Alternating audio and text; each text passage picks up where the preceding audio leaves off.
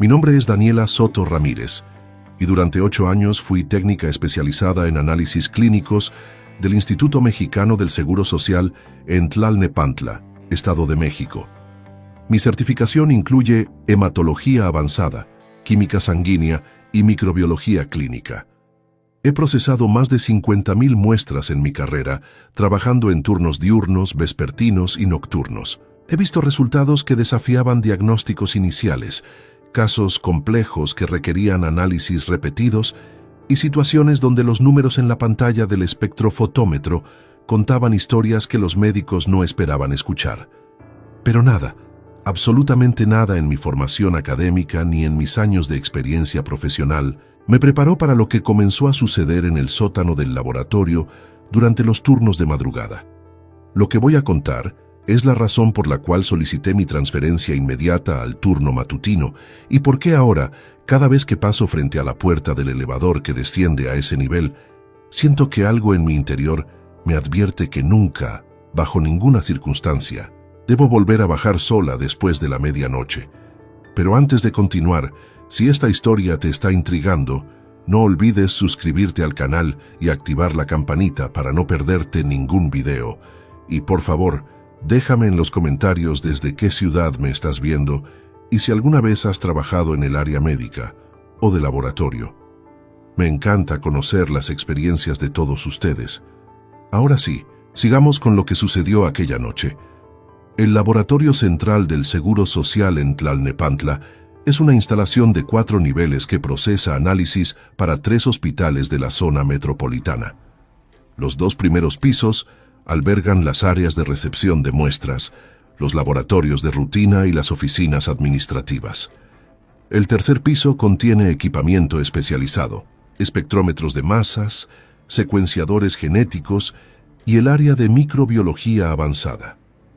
Pero el sótano, el nivel -4, es donde se encuentra el almacenamiento de muestras de largo plazo, el banco de sangre auxiliar y lo que nosotros llamábamos el área de procesamiento especial, destinada a análisis toxicológicos, forenses y casos que requerían aislamiento biológico. El descenso al sótano siempre había sido peculiar. El elevador tardaba exactamente 43 segundos en bajar desde planta baja y durante ese trayecto la señal del celular desaparecía por completo debido al blindaje electromagnético de las paredes. La temperatura allá abajo se mantenía constante a 17 grados Celsius, controlada por un sistema automatizado independiente. Las luces eran tubos fluorescentes de espectro completo, diseñados para no alterar la percepción del color en las muestras, pero que generaban un zumbido continuo y grave que se sentía más en los huesos que en los oídos. Las paredes estaban recubiertas con azulejo sanitario verde hospital, y el piso era de linóleo gris que había absorbido décadas de químicos y desinfectantes, creando un olor particular. Una mezcla de formol, alcohol isopropílico, hipoclorito y algo más, algo que nunca pude identificar completamente, como metal oxidado mezclado con ozono. El protocolo para el turno nocturno en el sótano era estricto. Llegábamos a las 11 de la noche, mi compañero Tomás Velasco y yo, ambos con 8 años de antigüedad y certificaciones equivalentes. Registrábamos nuestra entrada en el sistema biométrico. Verificábamos los refrigeradores de almacenamiento, calibrábamos los equipos de análisis automatizados y procesábamos las muestras prioritarias que llegaban de urgencias. Las entregas se realizaban mediante un montacargas automatizado que descendía cada 30 minutos desde el área de recepción. Un timbre sonaba. Las puertas del montacargas se abrían, y allí estaban las gradillas con tubos etiquetados, cada uno con su código de barras, nombre del paciente, tipo de análisis solicitado y grado de urgencia. La noche del 23 comenzó como cualquier otra. Tomás llegó puntual a las 11:10. Yo ya estaba revisando el inventario de reactivos en la computadora del puesto central. El sistema indicaba que teníamos 247 muestras pendientes de procesar. La mayoría análisis de rutina, química sanguínea, biometría hemática completa, pruebas de coagulación. Nada fuera de lo ordinario. A las 11:30 llegó la primera entrega del montacargas. 15 tubos, todos con etiqueta amarilla de prioridad media. Los procesamos en el analizador automático Sysmex XN1000, el equipo más moderno que teníamos, capaz de realizar 60 análisis diferentes en menos de 1 minuto por muestra. A la 1 de la madrugada, Tomás subió a la cafetería del primer piso a preparar café. Teníamos permitido turnarnos para salir del sótano durante 30 minutos cada 4 horas. Yo me quedé sola, terminando de imprimir resultados y preparando las muestras para el análisis microbiológico que requería incubación de 24 horas.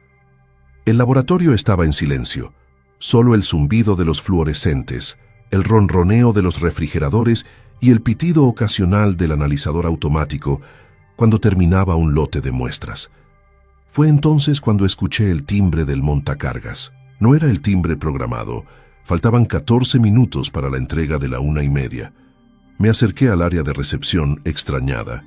Las puertas del montacargas se abrieron y allí había una sola gradilla con 5 tubos. Todos tenían etiquetas rojas, código de máxima urgencia, algo que veíamos tal vez una vez cada 2 semanas. Tomé la gradilla, la llevé al área de procesamiento y escaneé el primer tubo. El sistema emitió un pitido de error. Volví a escanear. Mismo pitido. El código de barras no estaba registrado en el sistema. Eso era altamente irregular.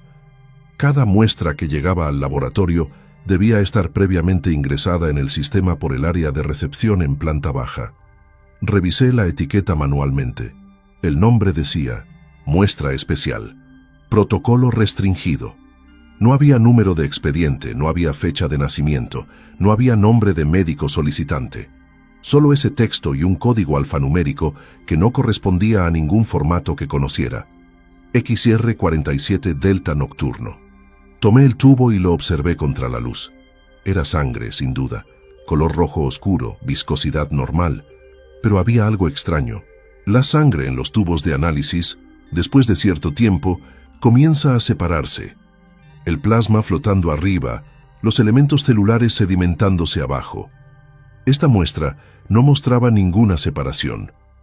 Estaba perfectamente homogénea, como si hubiera sido extraída hace segundos, aunque el tubo estaba a temperatura ambiente, no refrigerado como debería estar si era reciente. Decidí procesarla de todos modos.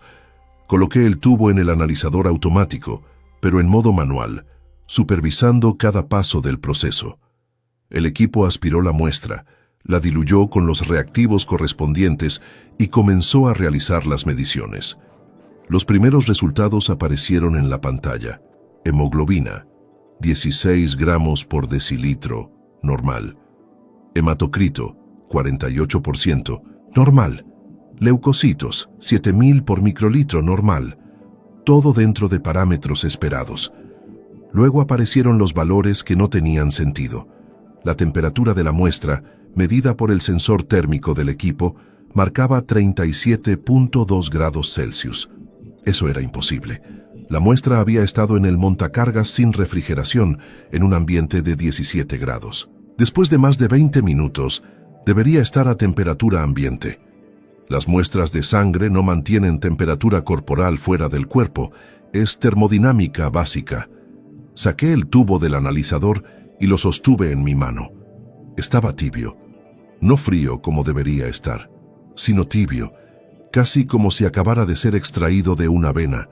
Sentí un escalofrío recorrer mi espalda. Coloqué el tubo en la gradilla y tomé mi termómetro infrarrojo portátil, el que usábamos para verificar las temperaturas de los refrigeradores. Apunté al tubo. La pantalla marcó 37.1 grados Celsius. Esto violaba todas las leyes de la física que conocía. Tomé mi teléfono para llamar a Tomás, pero recordé que allá abajo no había señal. Caminé hacia el área del elevador, presioné el botón de llamada, esperando que Tomás estuviera de regreso. Mientras esperaba, escuché un sonido que venía del área de almacenamiento de muestras al fondo del laboratorio. Era un golpeteo metálico, rítmico, como si algo dentro de uno de los refrigeradores estuviera moviéndose. Me acerqué lentamente.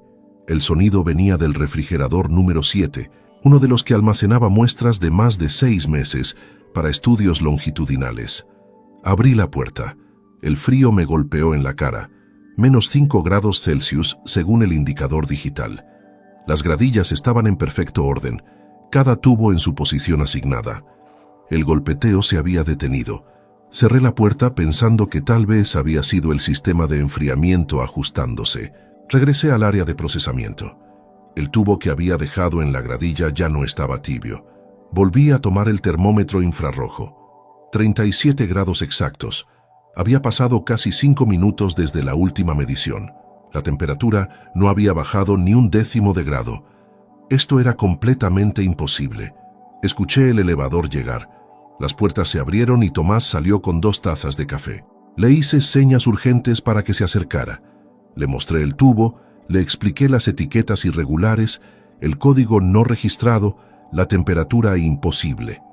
Tomás, siempre más escéptico que yo, tomó el termómetro y verificó por sí mismo. 37.0 grados. Su expresión cambió de incredulidad a preocupación. Decidimos procesar los otros 4 tubos de la gradilla. Todos tenían la misma etiqueta, muestra especial, protocolo restringido, seguido de códigos diferentes.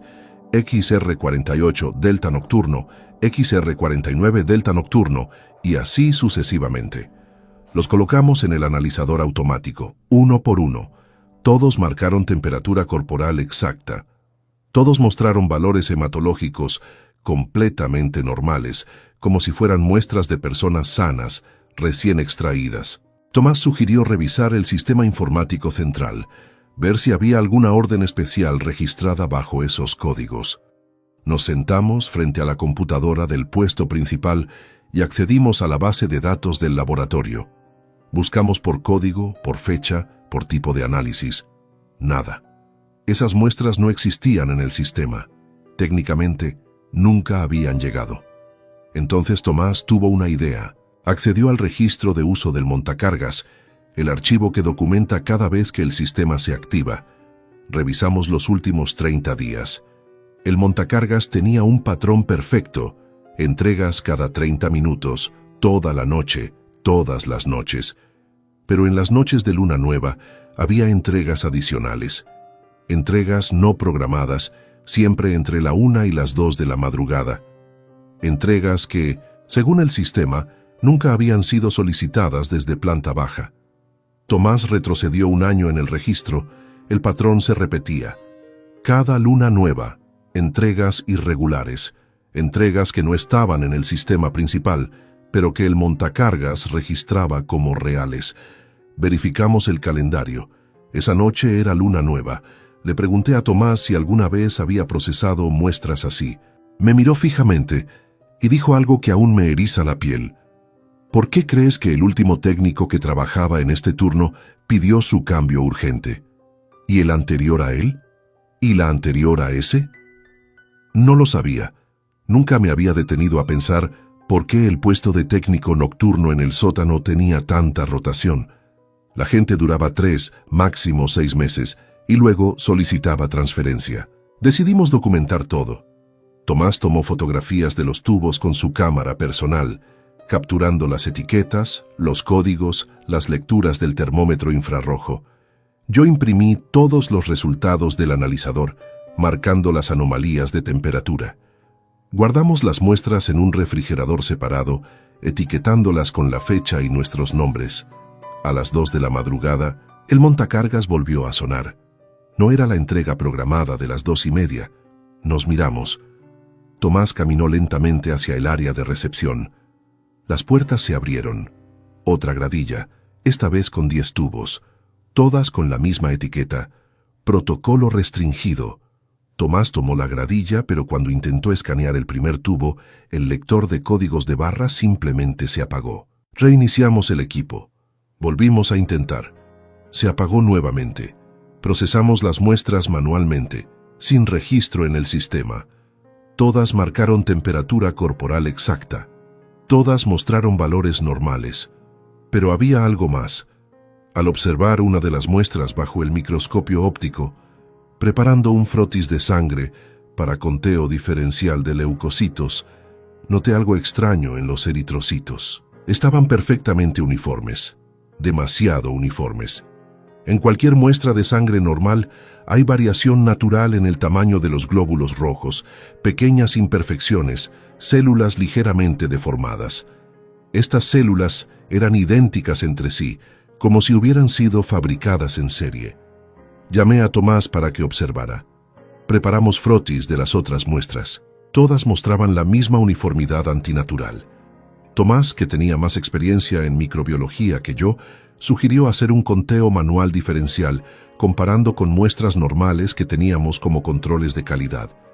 Las diferencias eran sutiles pero inquietantes. Las células de las muestras protocolo restringido no mostraban ninguna de las variaciones microscópicas normales. Ninguna. Era como observar un ejército de clones celulares. Decidí hacer algo que técnicamente violaba el protocolo, pero que mi curiosidad científica demandaba.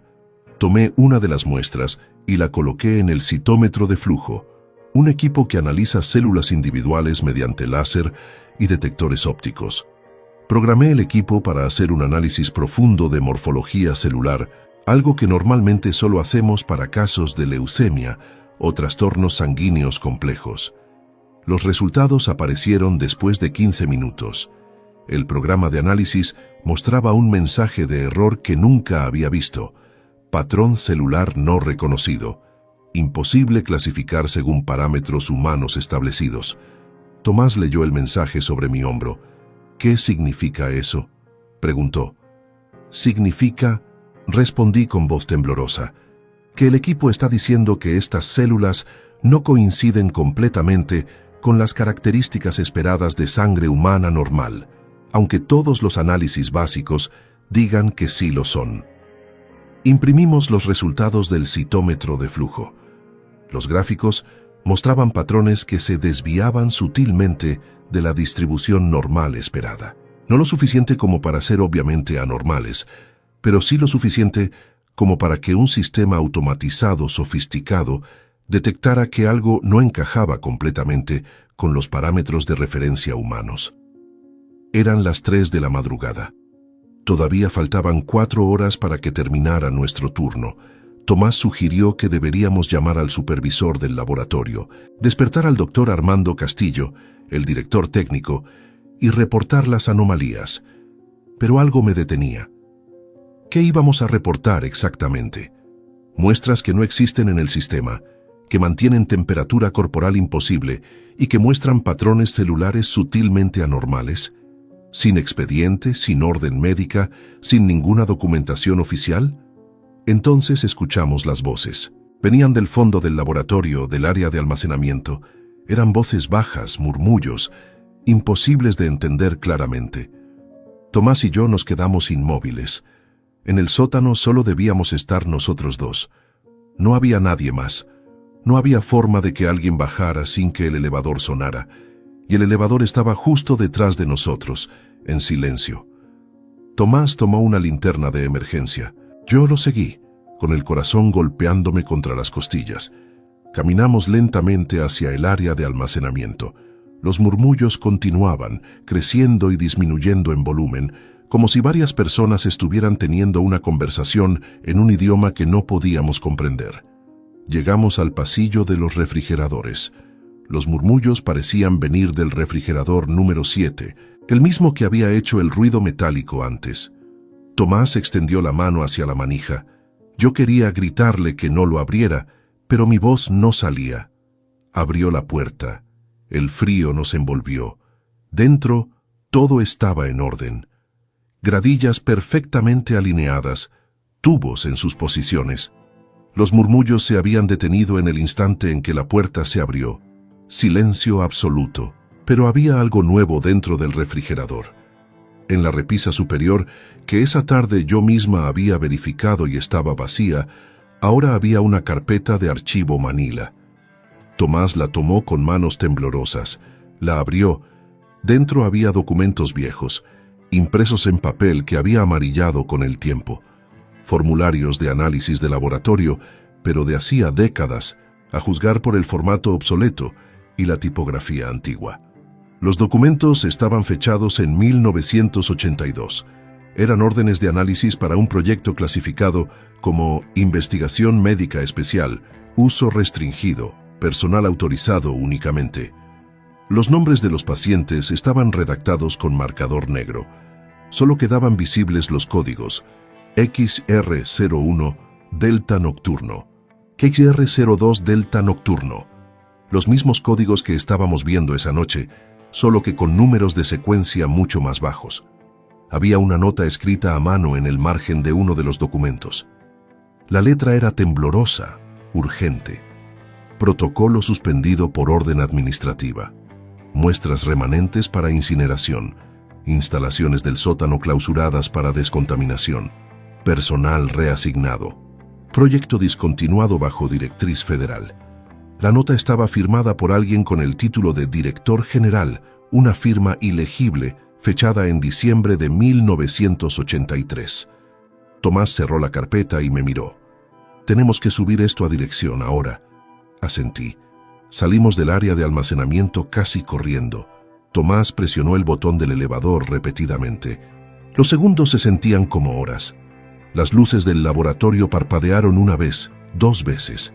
El zumbido de los fluorescentes cambió de tono, haciéndose más agudo, casi doloroso para los oídos.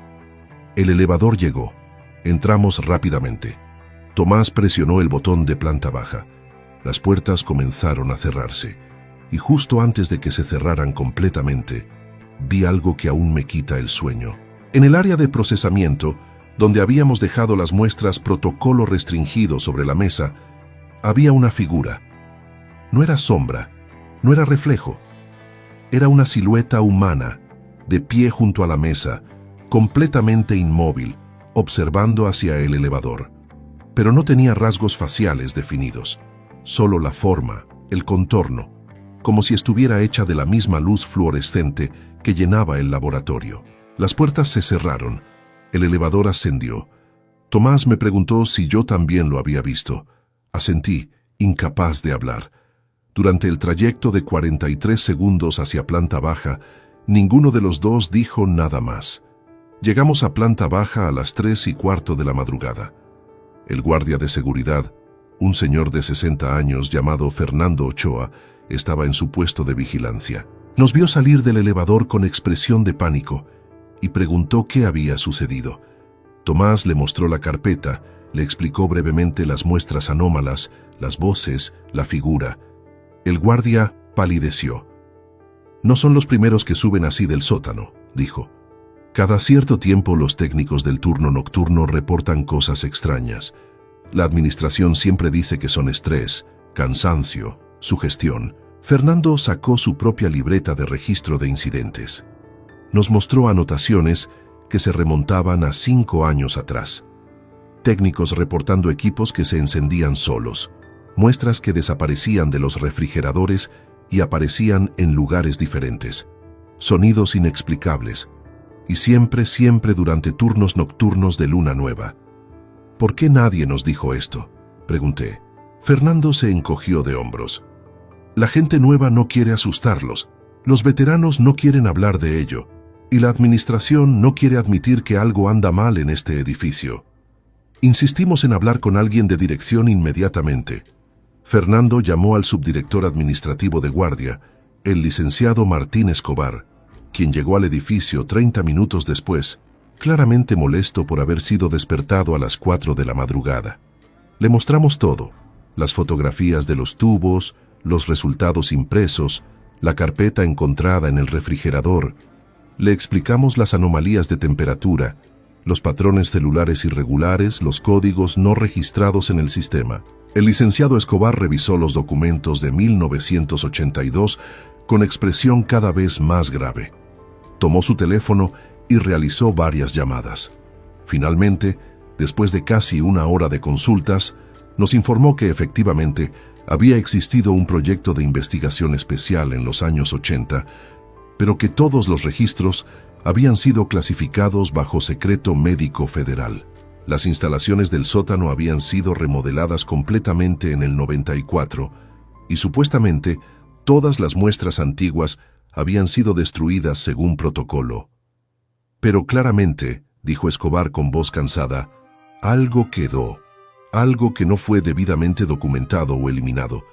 Voy a escalar esto a nivel federal. Mientras tanto, el sótano queda clausurado para investigación administrativa. No bajan más técnicos hasta que tengamos respuestas. Durante los siguientes 2 días, un equipo especial llegó al hospital. Llegaron en vehículos sin identificación, con credenciales federales, y pasaron 72 horas en el sótano, documentando, fotografiando, removiendo equipos y muestras. A Tomás y a mí nos entrevistaron por separado, 3 veces cada uno.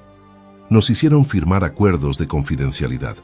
Nos dijeron que lo que habíamos experimentado era resultado de contaminación residual de experimentos discontinuados décadas atrás, que algunos compuestos químicos habían permanecido latentes en las instalaciones y que podían causar efectos perceptivos alterados en personal expuesto durante períodos prolongados. No nos creímos una palabra, pero firmamos los documentos. Aceptamos la transferencia inmediata al turno matutino. Nunca volvimos a bajar al sótano. 3 semanas después, el laboratorio del sótano fue oficialmente clausurado.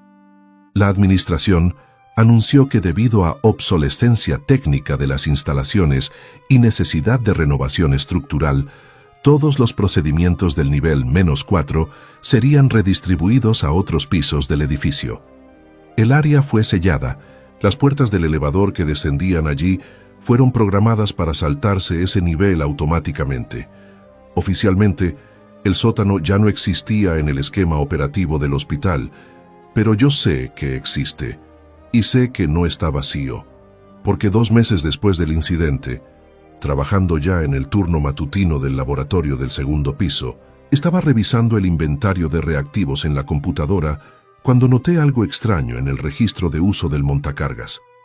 El sistema seguía registrando activaciones en el nivel -4, una vez al mes, siempre durante luna nueva, siempre entre la 1 y las 2 de la madrugada. Entregas que nadie recibía.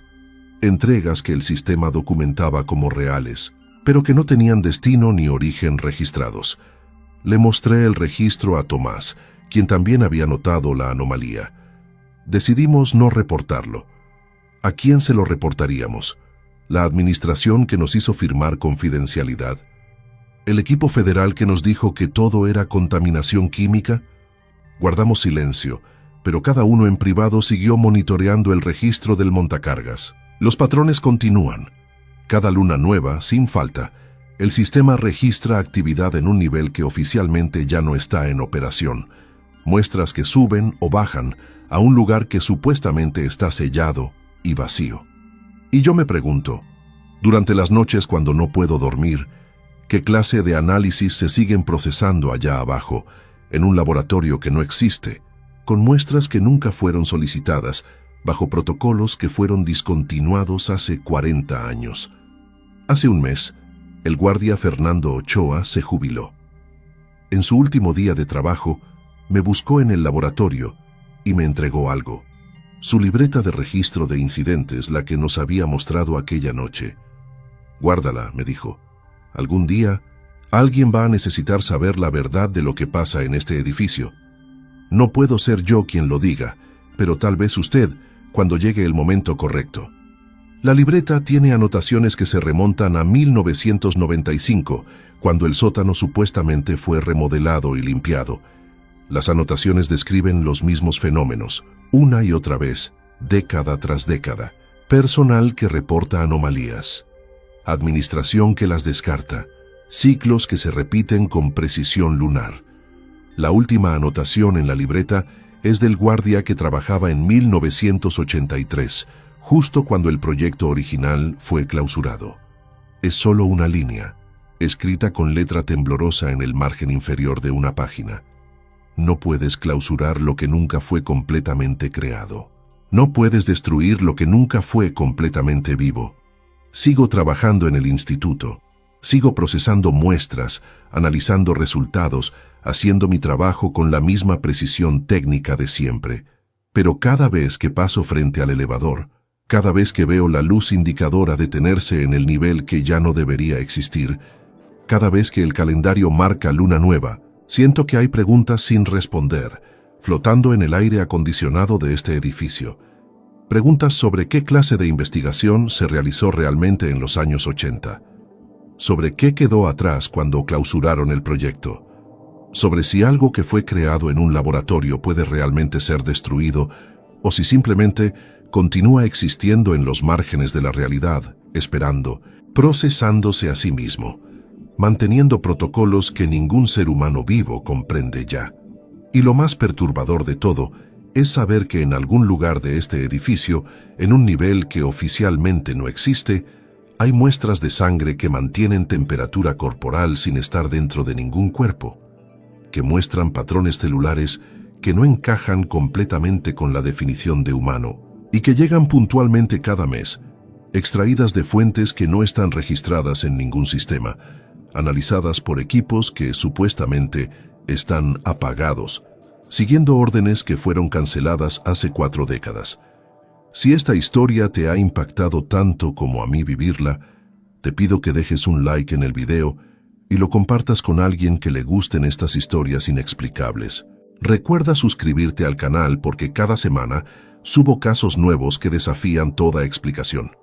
Y déjame en los comentarios, ¿crees que hay fenómenos que la ciencia aún no puede explicar?